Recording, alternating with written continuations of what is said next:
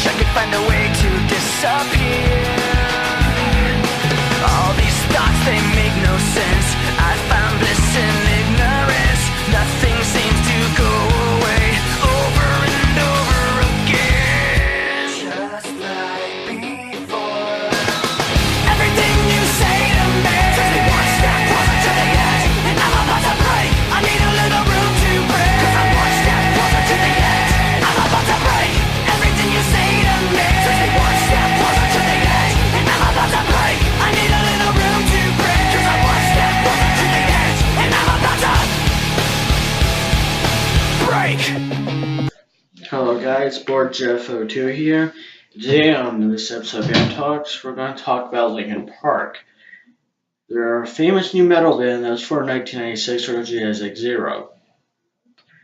Due to changes, a year later the name was changed to Super X-Zero, and a year later they got Chester Bennington in their band. Due to this and his voice, a music executive gave them a record deal. A year later, in 1999, they began recording Hybrid Theory. A year later, Hybrid Theory got released. Upon its release, Hybrid Theory was a success. With singles like Crawling, In the End, Paper Cut, and One Step Closer. So the band decided to do a follow-up 3 years later called Meteoria, which gained just as much success as Hybrid Theory, if not more, with singles like Numb, Breaking the Habit, From the Inside, and Somewhere I Belong. This success that was larger than Hybrid Theory made them do a weird album with Jay-Z called Collision Course a year later, which I wasn't a big fan of. Also, before Meteora came out, 2 years later in 2002, they made Reanimation, where they just remixed all those songs from Hybrid Theory. Enough said.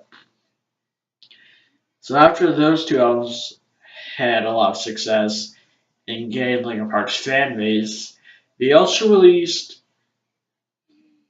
Minutes to Midnight in 2007, which pissed off a lot of fans due to it not being as hard as their previous two albums. But it was still a success regardless. Not as big, but still a success. With singles like What I've Done, Bleed It Out, No More Sorrow, Shadow of the Day, and etc.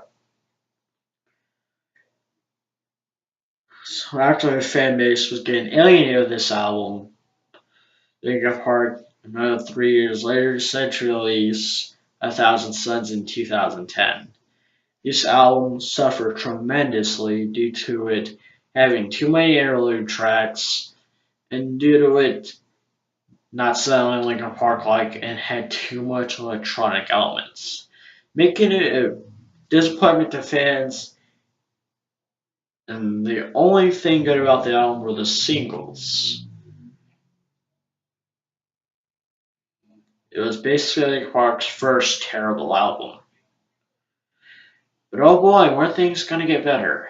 2 years later, they decided to make Living Things, which had more electronic music, but not as many overloads.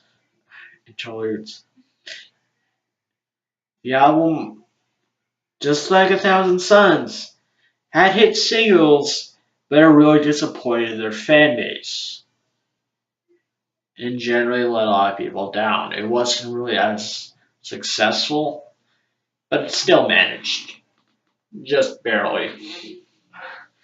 Another 2 years later, Linkin Park decided to get back up on their feet and go back to their roots with the album The Hunting Party, which gave Linkin Park a lot more success compared to A Thousand Suns and Living Things, due to it being a lot more heavier than a usual Linkin Park album, with songs like Final Masquerade, Rebellion, Guilty All the Same.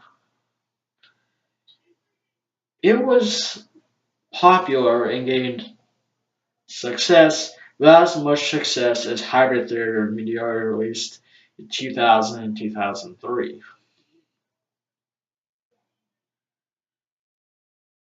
Generally, Linkin Park is working on a new album, and honestly, I'm not sure if I should be excited about it because I hope it's not another Thousand Suns. Now that I talked about Linkin Park, and their success, I think it's about time I gave my opinion about Linkin Park. I generally think Linkin Park is a good band, but a highly overrated one. Like, don't get me wrong, I still like Hybrid Theory, Meteor as much as the next guy, but I also like Minutes to Midnight. Which a lot of people say it's like a terrible album, despite them probably never listening to it past like what track 4.